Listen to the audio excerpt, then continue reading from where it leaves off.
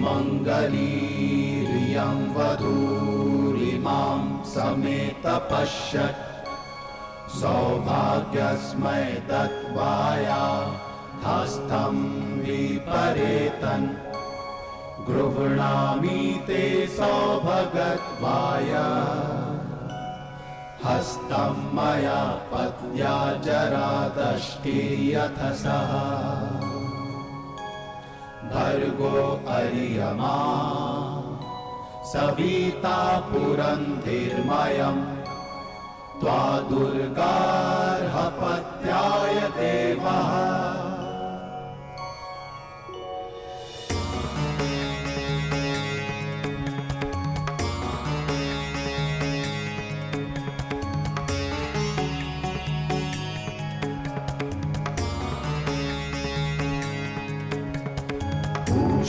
त्वयतो नयतो हस्तगृहाश्विना प्रवहतां रथेन ग्रहाण गच्छ ग्रहपत्नी यथा सोपशिनी त्वं विदधमावदासि इहा प्रियं प्रजायाते समृद्ध्यतामस्मिन् ग्रहे गहीपत्या दीर्घायु भव। एनापत्या तन्वं संसृजस्वाधा चित्री विदधमा सौभाग्यवती भव।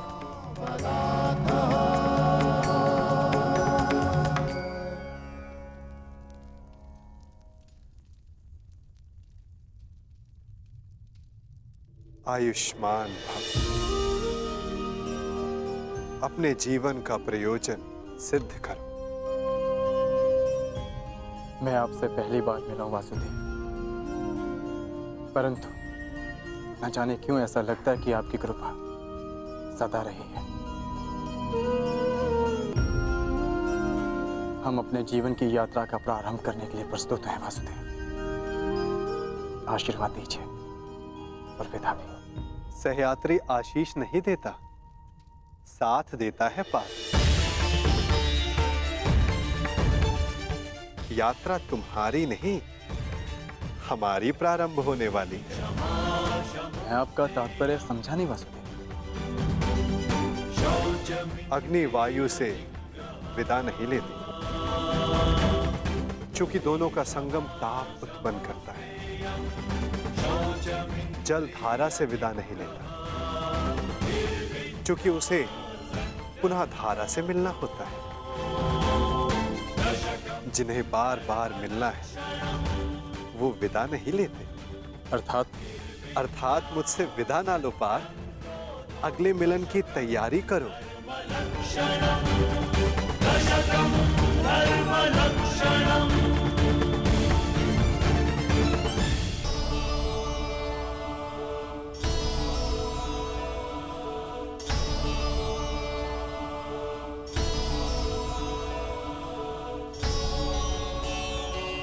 मेरे जन्म पर आपने कहा था कि मेरे जीवन का लक्ष्य अर्जुन से विवाह से कहीं अधिक है।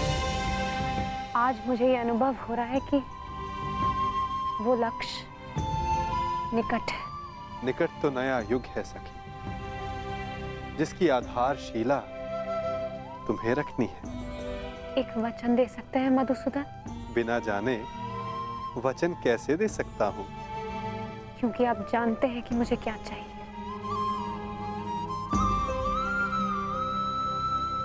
वचन देता हूं कि मैं तुम्हारे साथ रहूं ना रहूं, परंतु तुम्हारे साथ सदा रहूंगा।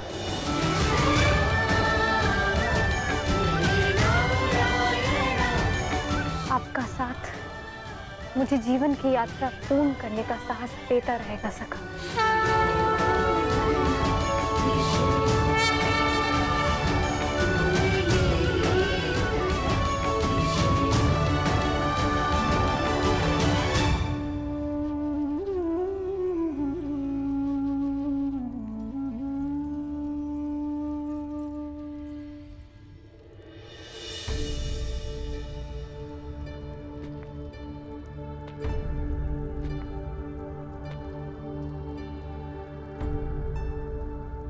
मुझे अपनी भूल का पश्चाताप हो रहा है। इसका क्या तारण है? धरा से उत्पन्न फल को अंततः धरा पर गिरना होता है बुआश्री। प्रत्येक शब्द और प्रत्येक कर्म अपने परिणाम साथ लाते हैं। समय लगे, परंतु वो परिणाम इसी धरा पर, इसी जन्म में भोगने होते हैं। आपने भी अज्ञातवास बहुत भोग लिया बुआश्री। अब समय आ गया है कि आपका और आपके पुत्रों का परिचय संसार के समक्ष ले आया जाए।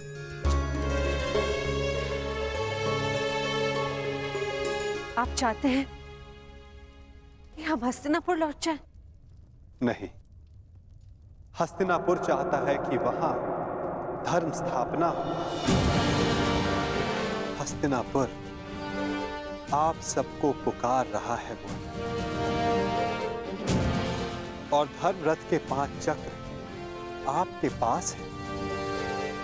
हस्तिनापुर लौटने का समय हो गया है बुआश्री।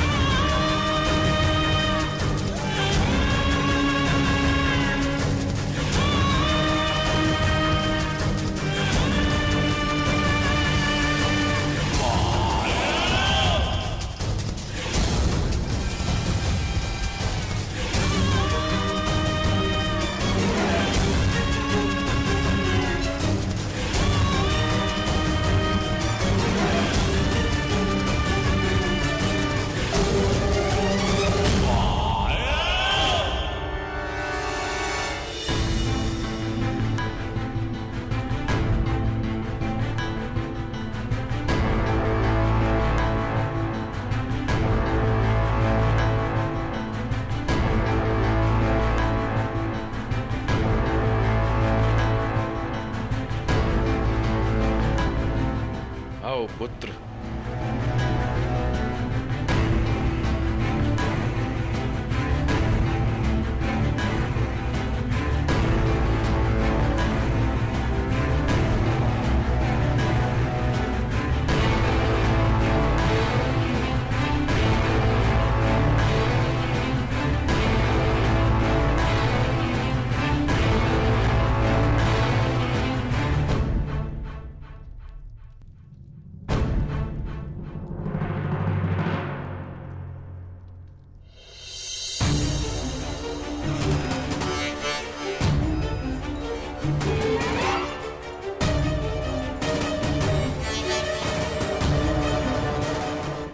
हम दोनों ही जानते हैं कि पांडव अभी जीवित हैं, और यदि दुर्योधन को सम्राट बनते देखना चाहते तो ये सत्य किसी को ज्ञात नहीं होना चाहिए।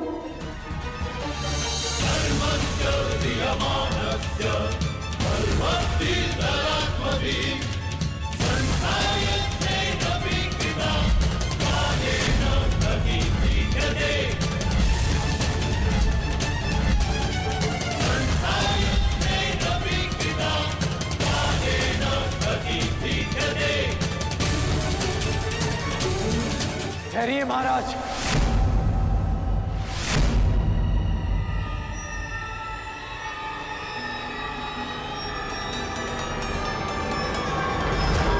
ये राज्याभिषेक नहीं हो सकता।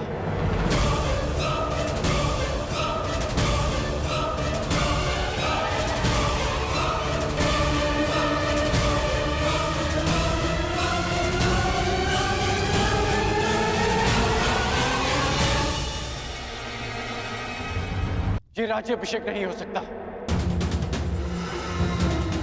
क्योंकि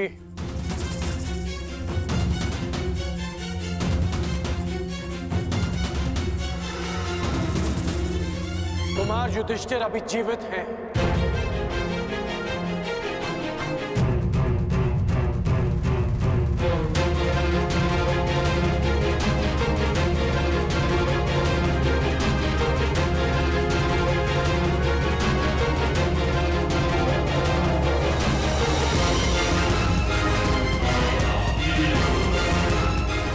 पांडव अभी जीवित हैं।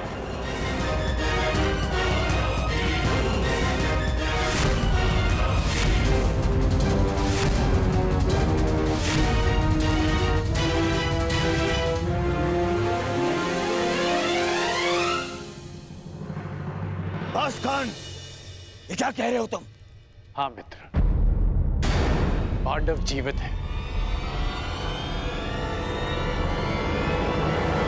पांचाल स्वयंवर में जिस ब्राह्मण युवक ने लक्ष्य भेद किया और मुझसे युद्ध किया,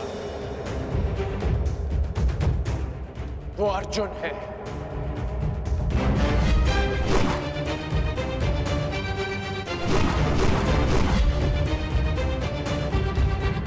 और जिस ब्राह्मण ने वृक्ष उखाड़कर तुमसे युद्ध किया, वो भीम।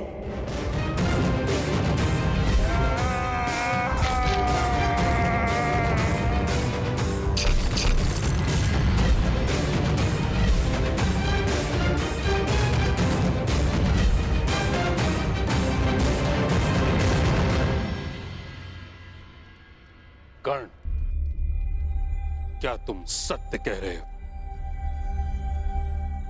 जी, मैं सत्य कह रहा हूं। यदि पांडव जीवित है तो दुर्योधन का राज्याभिषेक न्याय अनुचित है।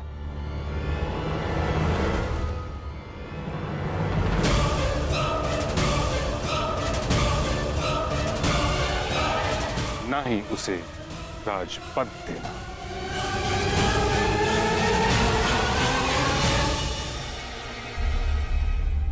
कैसी बातें कर रहे हैं महामहिम?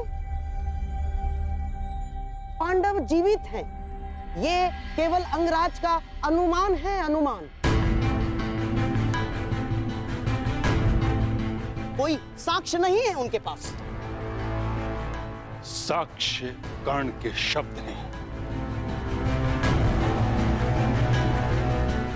कर्ण हठी हो सकता है, परंतु असत्य भाषी नहीं। कब से? महामहिम, राजनीति में विश्वास से काम नहीं होता ना। राजनीति में केवल साक्ष्य से काम होता है। महाराज, यदि अंगराज के पास पांडव जीवित होने का कोई साक्ष्य नहीं, तो युवराज दुर्योधन का सम्राट बनाने में भी कोई बाधा नहीं। महाराज, मेरा आपसे निवेदन है कि आप उन्हें मुकुट पहना दें। क्या तुम्हारे पास कोई साक्ष्य है अंगराज? महाराज, जो मेरे बाणों को काट सके वो केवल अर्जुन के ही बाण हो सकते हैं।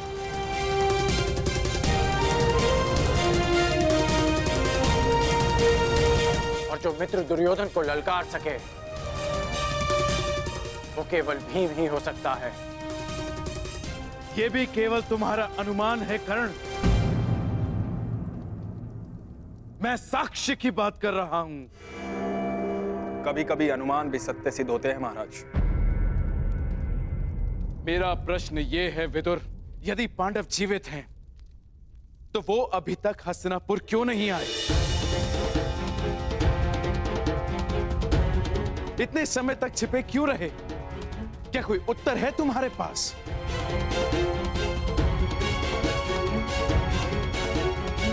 यदि किसी के पास इस बात का उत्तर नहीं, तो मेरे सामने प्रश्न खड़ा करके समय व्यर्थ ना करें।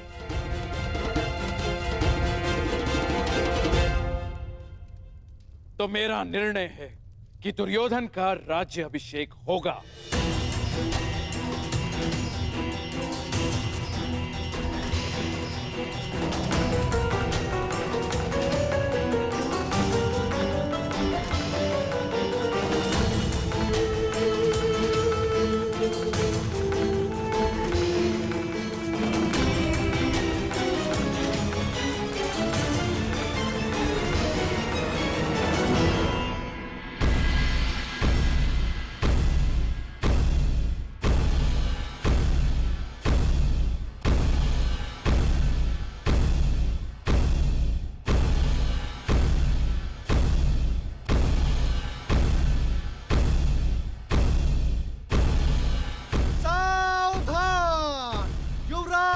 युधिष्ठिर पधार रहे हैं।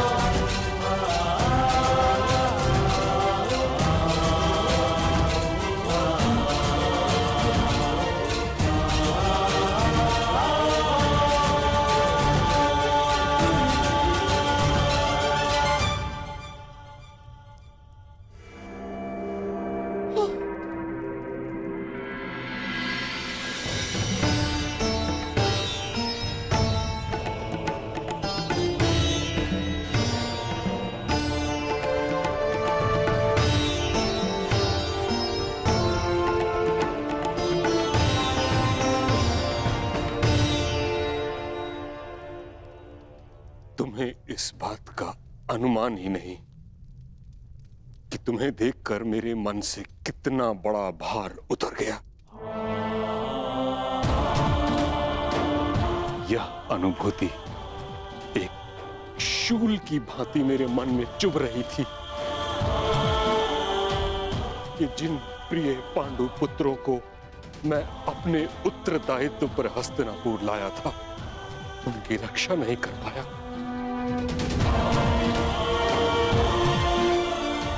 इस समय तुम सबको सकुशल देखकर तुम अनुमान नहीं लगा सकते कि मुझे कितनी प्रसन्नता हो रही है।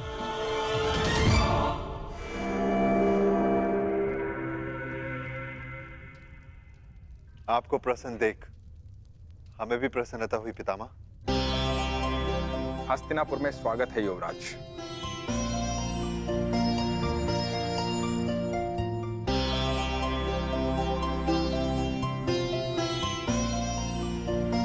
धन्यवाद विदुर काका श्री। आप हमारे साथ नहीं थे, परंतु आपकी मंगल कामना सदैव हमारे साथ थी।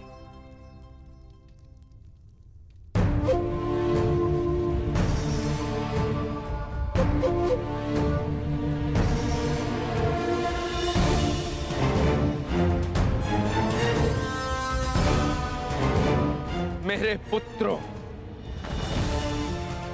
ईश्वर की महान कृपा है कि तुम सब सकुशल हो। अब मैं मृत्यु उपरांत अपने भ्राता पांडु को अपना मुख दिखा सकूंगा।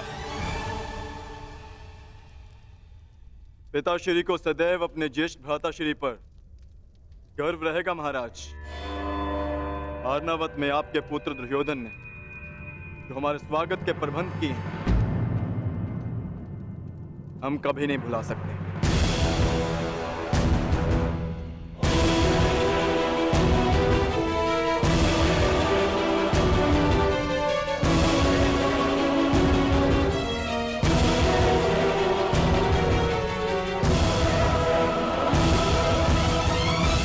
पुत्र युधिष्ठिर, एक प्रश्न मेरे मन को व्यथित कर रहा है।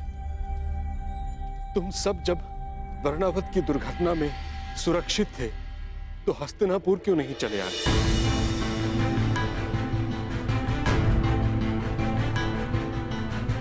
बताओ पुत्र, तुमने हमें कोई संदेश क्यों नहीं भेजा?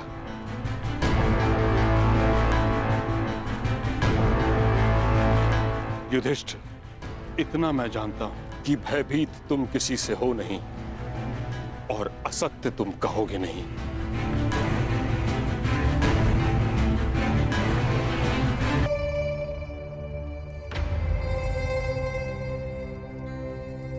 हम आपको कष्ट नहीं देना चाहते थे पितामह,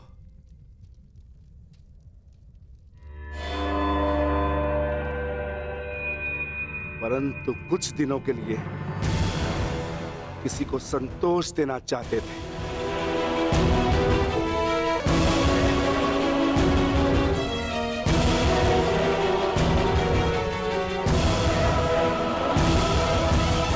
भीम का तात्पर्य यह है कि हम माता श्री को संतोष देना चाहते थे, क्योंकि माता श्री हस्तिनापुर में नहीं आना चाहती थी। परंतु क्यों? पुत्री कुंती के मन में यह विचार क्यों आया? क्योंकि मैं चाहती थी मेरे पुत्र सामान्य जीवन जिए।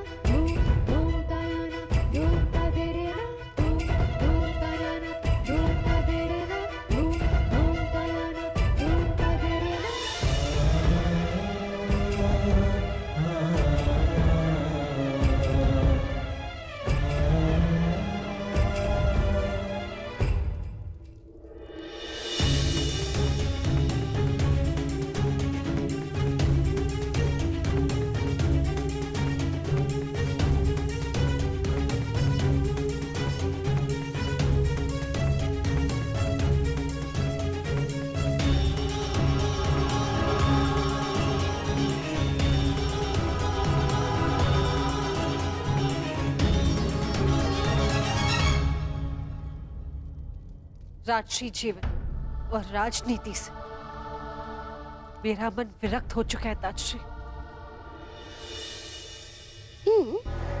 तो लौटी क्यों? वन में भटकती रहती, मन विरक्त हो गया था। पुत्री कुंती, मैं इस बात से परिचित हूं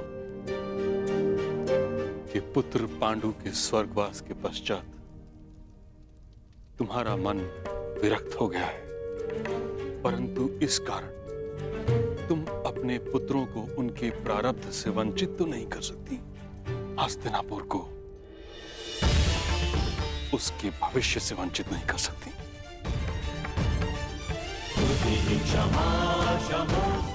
कुंती पुत्री, सिंह बछड़े की भांति नहीं जी सकते।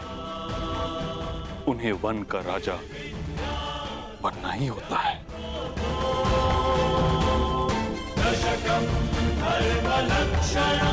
यदि तुमने यहां आने में थोड़ा विलंब किया होता तो यहां घोर अनर्थ हो जाता।